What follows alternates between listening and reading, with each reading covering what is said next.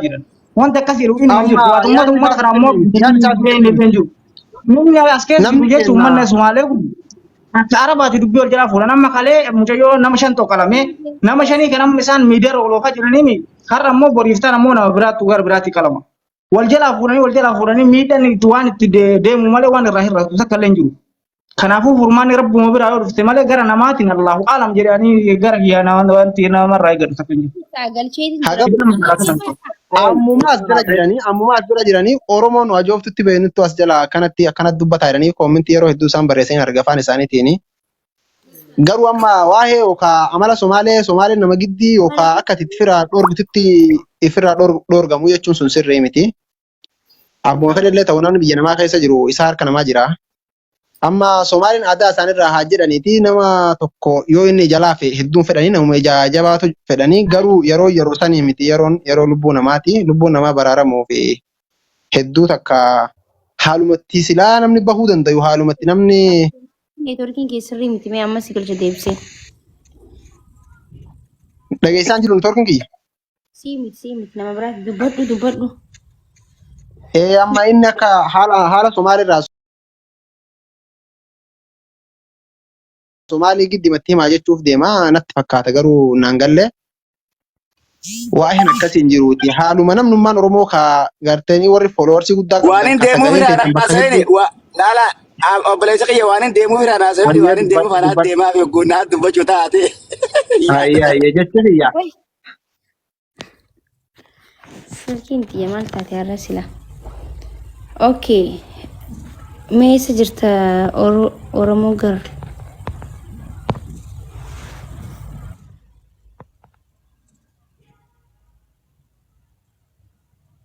United Oromiyaa akkasii miti jaambar akka ati amma jettu kanaa miti.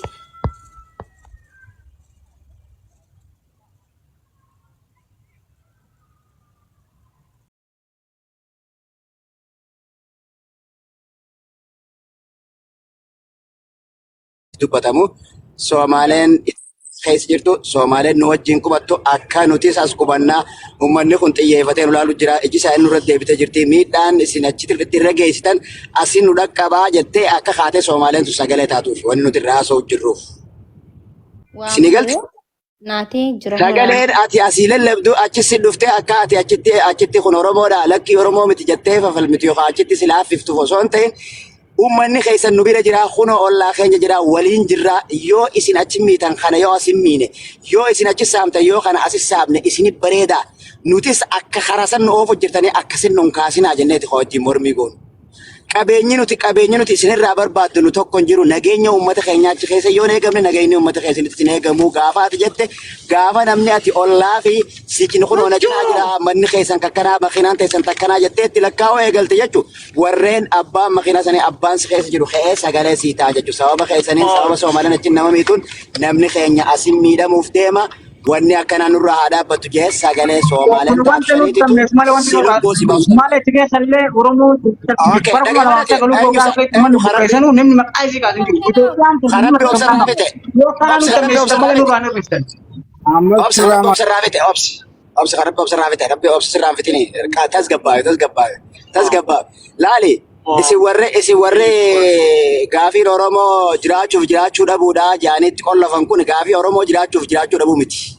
Oromoo jiraachuu dhabuu Khaalika guddaa fi rabbi tokko qofarraa eeggatti. Isaa jiraachisa isaatu ajjeesas. Oromoon nama taatee bobbaatee galtee diinii fi diinagdee keessa siyaasaa fi hawaasummaa keessa hunda keessatti qooda fudhattee nama taatee bobbaatee galuudha malee nin du'uu fi jiraachuu qofaa yoo jettee harka kannattee hidhannoo sammuutii fi hidhannoo mudhiitti siikattee galtee nagayaan jiraachuu jechuudha akka namni siinjee rakaa lama namaa salaattee guyyaatti akkas jechuudha miti gaafin Oromoo tanaa miti.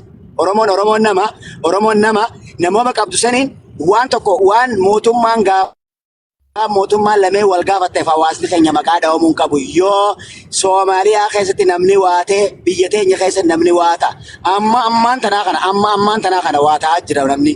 Balaan amma isaan Soomaaliyaan achitti uummata keenya irra geessaa jirtu Oromiyaa keessatti Oromiyaa bahaa keessatti irra geessaa jirtu.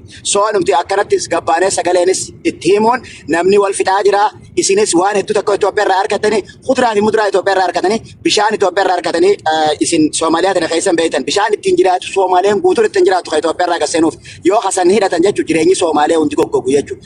So wanni isin itti qabdu dantaa dilata akkatti qabdi ammoo itti himachuu hin beeynu waan ta'eef waan keenya lakkooyinee harkaan qabnu waan ta'eef wanni nuti dantaan Soomaaliyaan nurraa argattu nuuf lakkaa'amtuu miti waan ta'eef akka itti himnu hin beeynu waan ta'eef hedduu nurra dhaadachuu malee nu sodaachisuu malee nu sodaachisu takkaan baratin jechuudha. Itti nu dhaadachuu malee takkaatti dhaadachuu hin baratin jechuudha. Yeroo hunda nuti booya qofa yoo haasofne yoo nama Oromoon guututti dhibba baatee rakaa lama yoo salaatteef rabbi dhiisteetu isaaniif sindiisan Soomaaleen amala isaanii.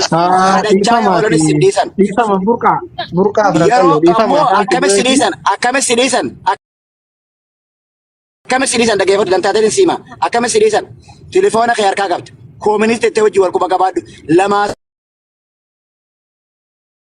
sadee walitti dhiyaatan wal quba qabaadha bakka jiraatanitti wal quba qabaatu namni kun namaa wajjin hariiroo qabaa asi beekani namaa wajjin qubataa asi beekani yoo nuti asii waa goone namni biroo ni dhagayaa asi beekani yoo nuti asii waa goone itti gaafatamummaa jala ni gallaa kooministii wajjin jira nama saati wajji walitti hidhata qabaa asi beekani yeroo kana lubbuun teessi baati. Yoon kaan ammoo jasbaa sodaatee akkuma ofirraa nam tokko hin beeku anumaatis hin beeku nama tokko wajjin kun namuun qabu maarra jennaan shidinqii.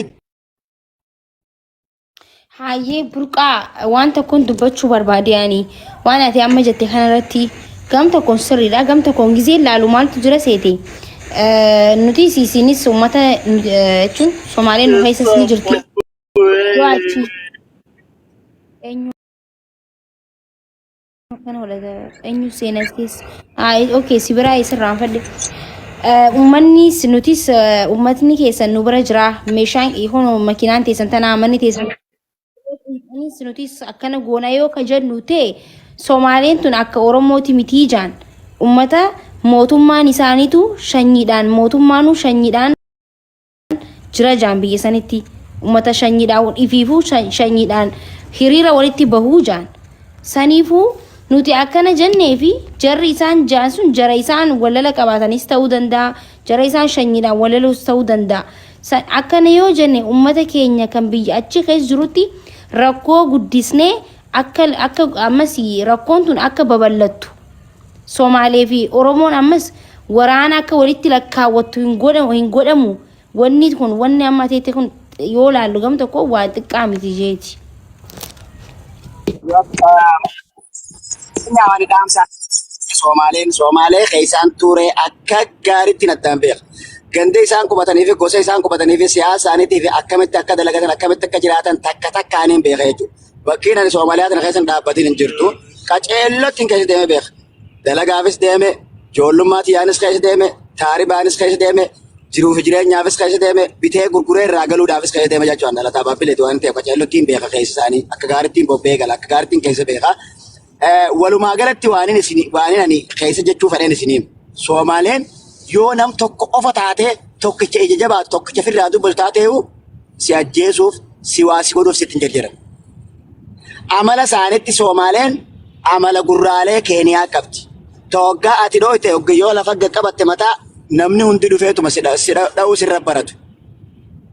Somaaleen akkas jechi xiyyaani Somaaleen arrabsan jechuu xiyyaa miti asirra baanee humnaan akkasiin goonaa uummata akkasii jaan jechuu xiyyaa miti.